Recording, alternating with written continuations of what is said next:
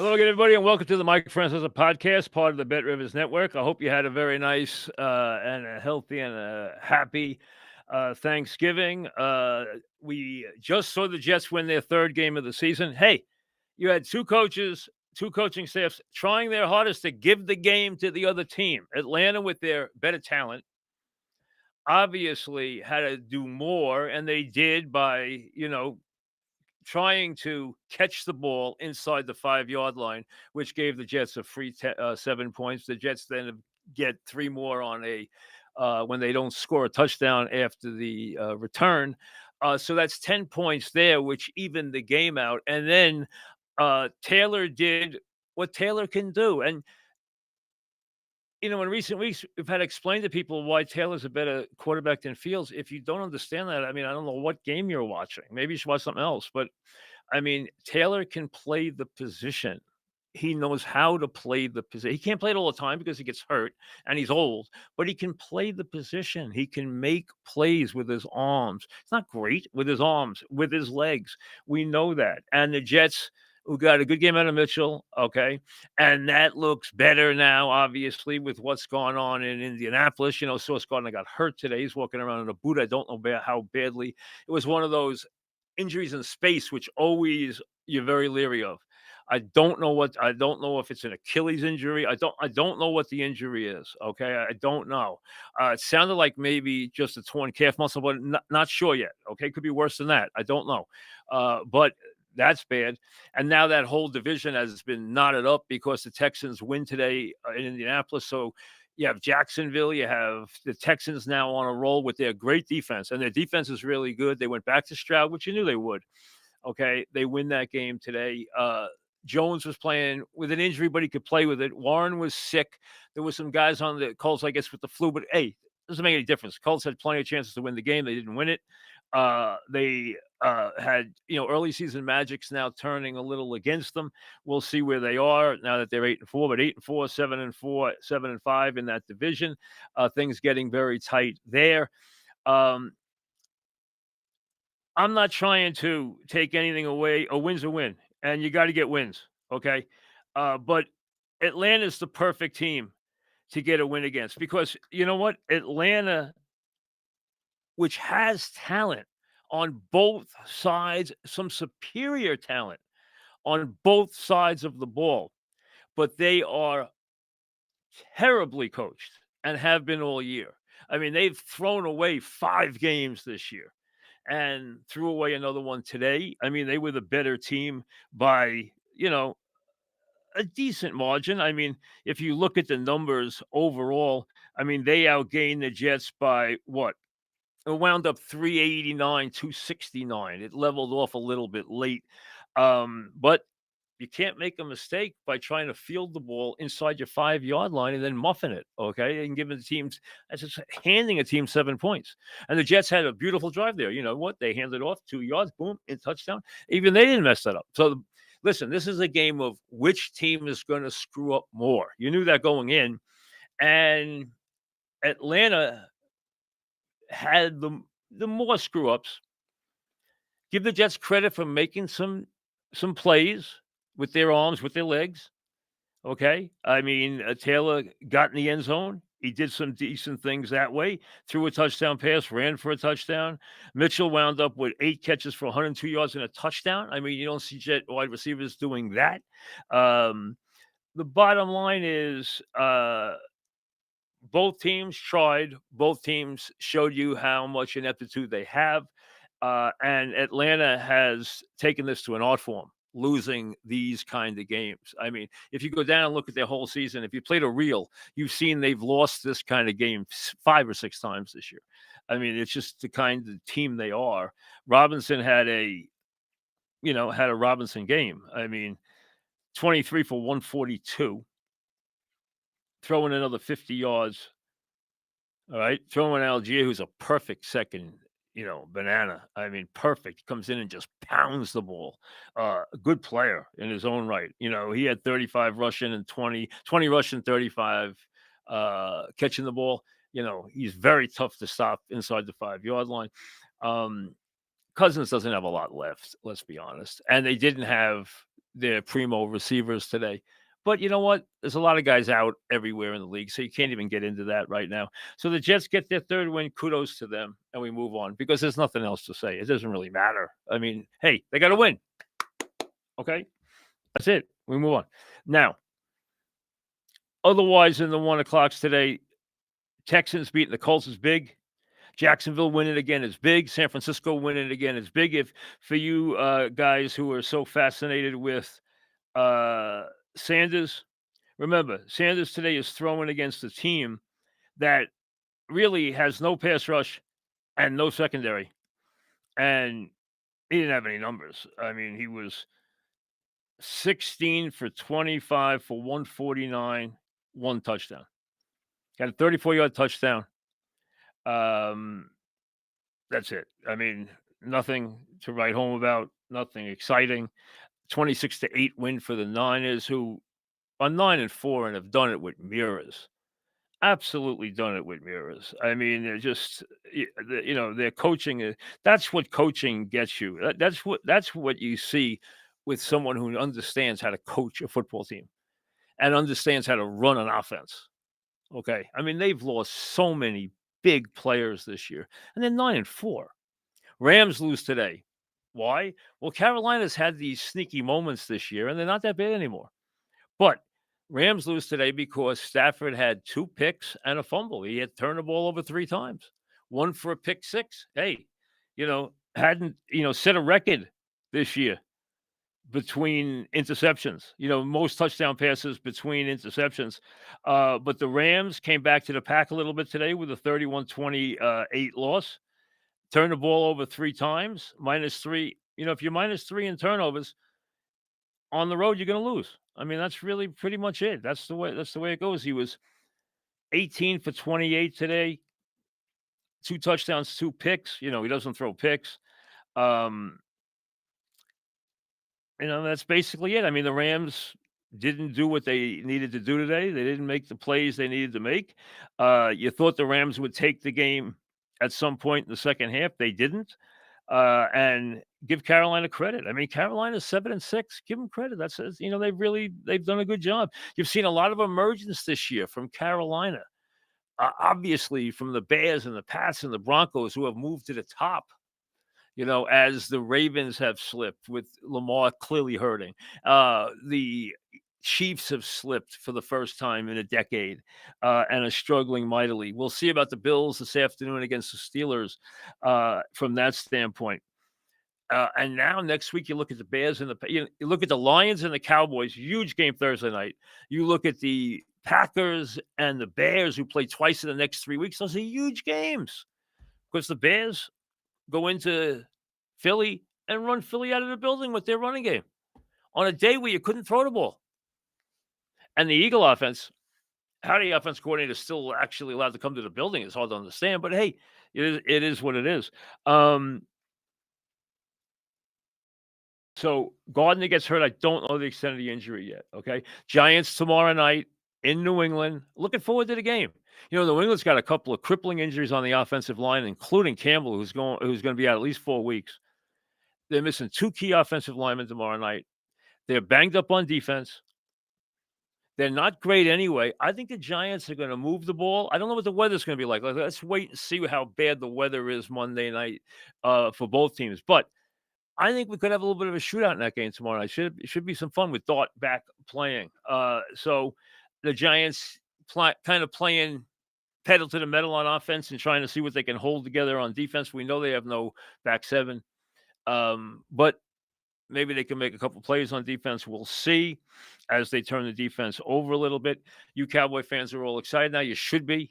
I mean, they've breathed life into that team. Okay, I mean, they did. I mean, beating the Chiefs as they did in that game.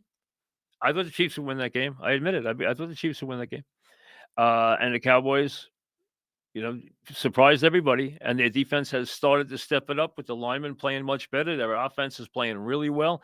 Dak's playing well, and we'll see. That's a huge game Thursday night, an enormous game Thursday night, and really the losers in a bad way as far as making the playoffs. See, the Cowboys' conference record's awful, so they're not breaking any ties.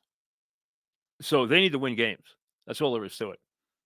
And we'll see what they can do. We'll see if they can win in Detroit. And the Lions are vulnerable. They are, and we thought they were getting Ragnow back, and then Ragnow in his exam to come out of retirement. They're very talented center who retired last year because he had a pec injury and a concussion. He retired. He comes back, and they said, "Wait a second, you have a grade 3 hamstring. You can't play this year." So now, when they thought they're getting Ragnow back next week, he's not coming back at all. So that offensive line is a shadow, a shadow of its former self. And the Lions are hurting right now and might not make the playoffs. You could conceivably have this year no Lions, no Chiefs, no Ravens, and I don't think it'll happen. No Bills. It's possible, but I do not think it will happen. I think the Bills will be there. Okay. And I think the Bills will be very dangerous in the playoffs, even though they're not going to be playing at home. I think, and you look at the top of the conferences right now and the best records, and you're seeing some different faces. The Broncos and the Pats, teams like that who are going to be sitting at the top of the conference. There's no question about that. And Denver's going to get a chance to knock Kansas City out of the playoffs because Kansas City's got to run the table now. They have to win all 5 games or they're not going to the postseason because they have a terrible conference record. They can't break any ties. So without that, they are not going. I want to get to I'm very proud that we have not spoken one word about Lane Kiffin before this. And I have had no interest in whether he was staying at Ole Miss or going to LSU. I could care less. First of all, he's never won anything in his life, and he's been a jackass his whole life. His father was one of the great, revered defensive coordinators and coaches in the history of the NFL, Monty Kiffin. Wonderful man, great coach, legendary defensive coordinator, pillar of the NFL, revered. Lane Kiffin's always been a clown, and he's still a clown. I'll get to that in a second. Now, first, sign up for the free Mike Francesa newsletter. You'll get exclusive content, contests, offers. Go to the MikeFrancesApodcast.com and sign up. And remember, absolutely free. Now, BetRivers players who place a same game parlay of at least $10 on any NFL or NCAA football game will receive an entry into the weekly Squares games. Winning Squares can earn up to $50 bonus bet per entry. So see the BetRivers app or website for full details. Okay. Let me take this in pieces. First of all, it has been covered so outrageously and so poorly. Now, some people have had it on the money, so I'm not going to list names here of good and bad.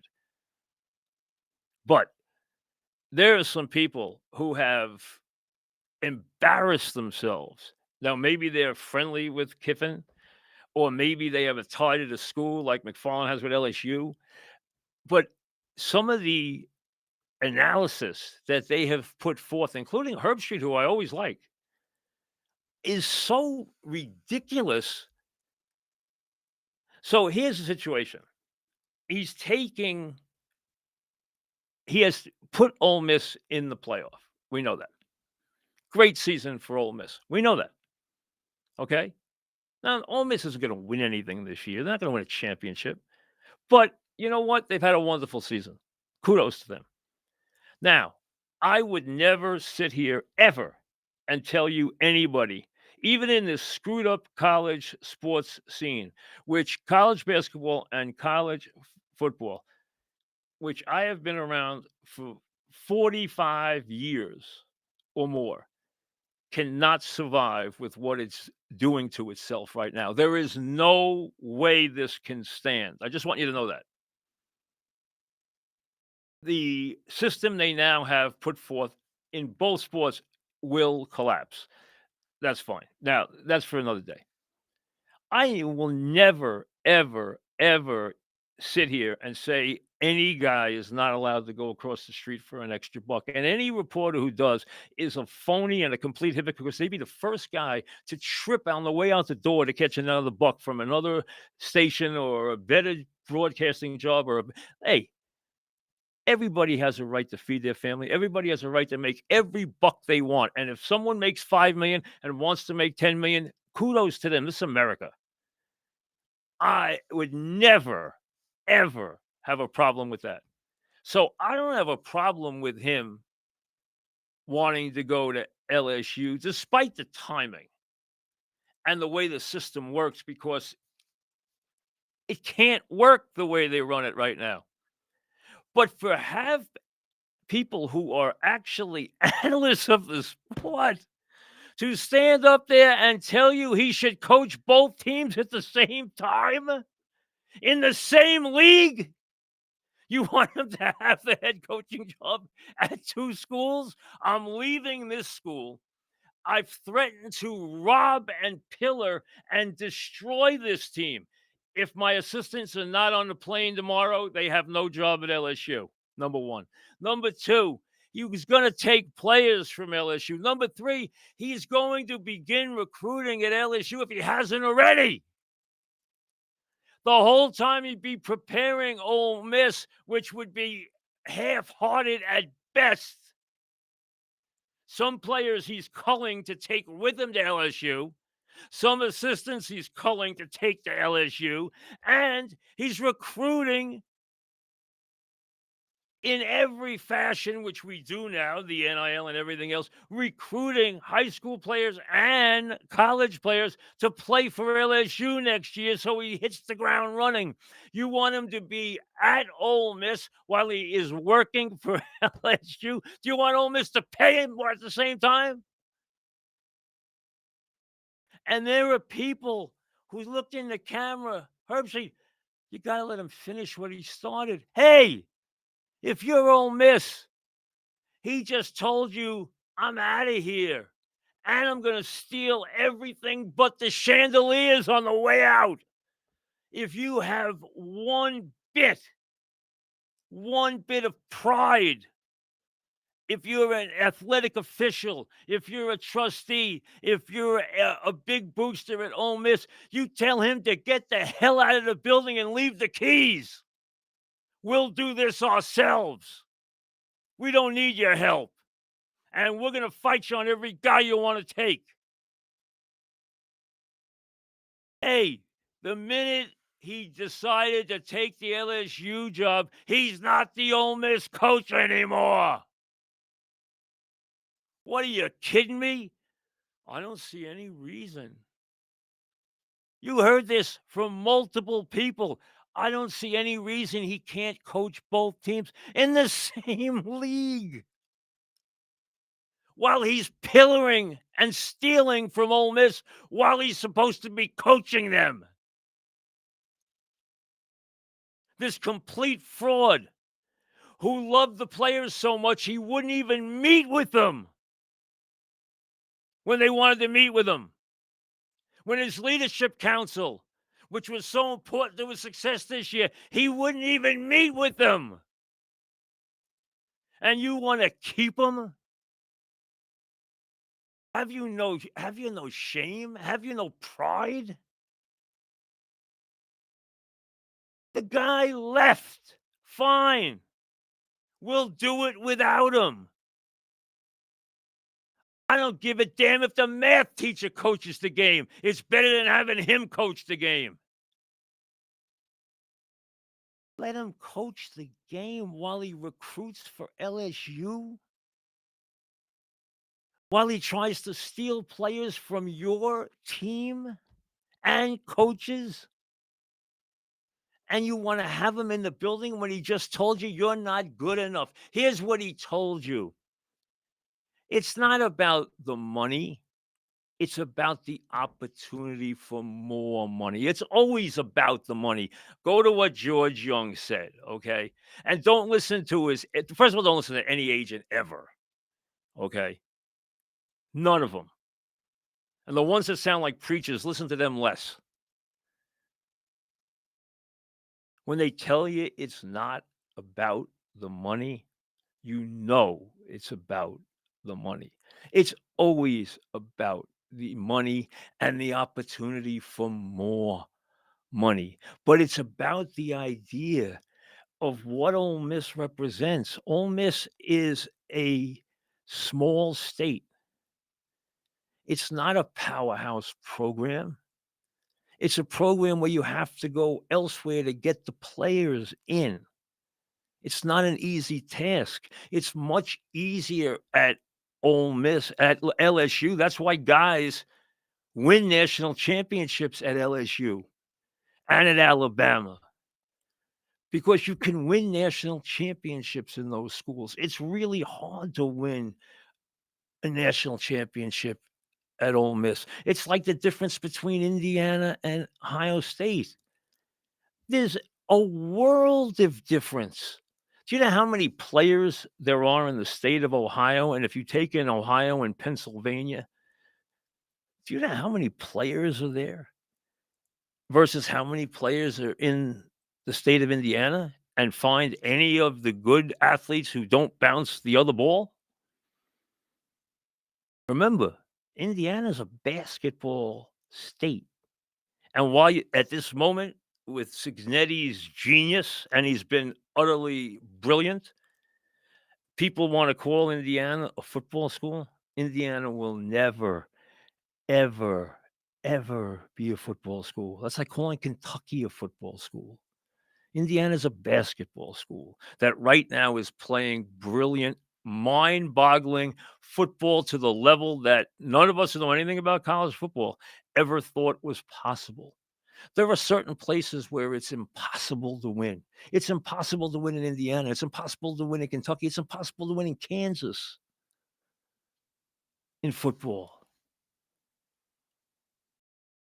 There are places where there just aren't a lot of players. There's a lot of LSU is a factory. Yes, I understand going to LSU, and I don't have a problem with him going to LSU, but the idea that somebody can stand up and tell me that he can stay at Ole Miss and finish what he wants when he spent the day trying to blackmail them and threaten them and extort them, and you want him to stay there in goodwill and try and lead these players because these players deserve it. You don't give a crap about the players. None of you. This is about you trying to, curry favor with Lane Kiffin, and it's an LSU guy talking about LSU. It's the dumbest thing I ever heard in my life. Coach two schools at the same time in the same league? You can't coach two schools ever. You only work for one. He now works for LSU. Get the hell out of the building. And I'll fight you for every player you want. I might lose 8 out of 10, but I'm going to fight you for everyone. And if I have to coach with one guy, if I have to coach with Judge, if I have to coach with a grad assistant, I'd rather do that and take my chances in that game and keep my head up high than to have that snake within 1,000 miles of my team. Are these people kidding? Or what? He can leave. But he showed his true colors. He doesn't give a damn about anybody but Lane Kiffin. He never has. First of all, he's been a jackass his whole life. He's never won anything. What's the big deal about Lane Kiffin? Really? When did this become some kind of craze to get Lane Kiffin to coach your team? What has he ever won? You want to explain to me? Go down the line and explain to me where he's won. I think he's only had one team in his life ever finish in the top 10.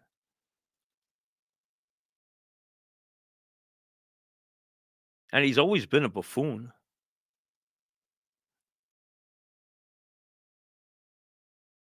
Hey, right now he's hot.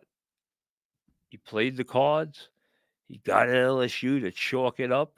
They obviously couldn't wait to get Kelly out of the building. And listen, Kelly did everything wrong at LSU. Kelly never belonged, from his fake accent and the stupid LSU was so stupid. and so dumb to hire Kelly in the first place with his fake accent and everything else. Kelly's always been a fraud and not a good guy. That's been his history forever. Go talk to many people about him. They couldn't wait to get rid of him. Everywhere he's been, they couldn't wait to get rid of him. But you know what? Lane Kiffin's never won anything either, ever, ever. So he did a good job this year. Yes, he did. And he did a good job with Dart. Yes, he did. Fine. There's plenty of coaches who have done that.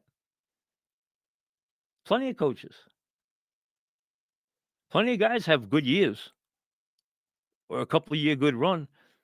Doesn't make them Nick Saban.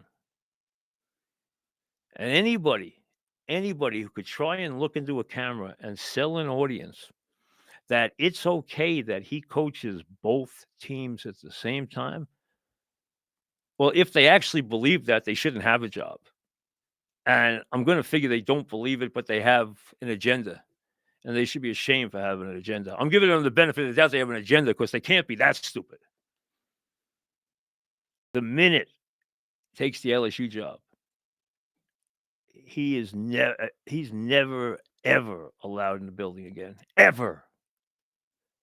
And when you hear the stories of what he did on the way out the door and showed his true colors about what he thought about the players and the people at Ole Miss, hey, he can't lose enough and Ole Miss can't win enough.